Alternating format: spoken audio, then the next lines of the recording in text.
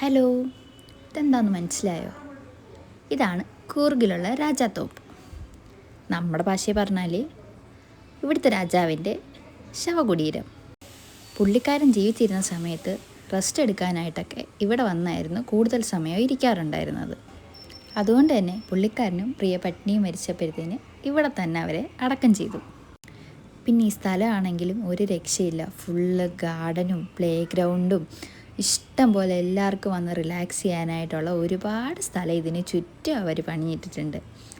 അതിൻ്റെ അപ്പുറത്തോട്ട് മാറി വേറെ 2 ശവകുടീരങ്ങളുണ്ട്. അത് അവരുടെ ഏറ്റവും പ്രിയപ്പെട്ട 2 ഭടന്മാരുടെ ശവകുടീരങ്ങളാണ്. പിന്നെ ഇവിടെ രാവിലെയും വൈകിട്ടും ഒക്കെ നടക്കാൻ ഇഷ്ടംപോലെ ഇവിടെയുള്ള ആൾക്കാരൊക്കെ വരാറുണ്ട്. ഈ ചെറിയൊരു കുന്ന് കയറി മേളിൽ നിന്ന് നോക്കിക്കഴിഞ്ഞാൽ ഈ കൂർഗിൻ്റെ ഒരുപാട് ചെറിയ ചെറിയ ഗ്രാമങ്ങൾ പോലെ നമുക്ക് കാണാൻ പറ്റും.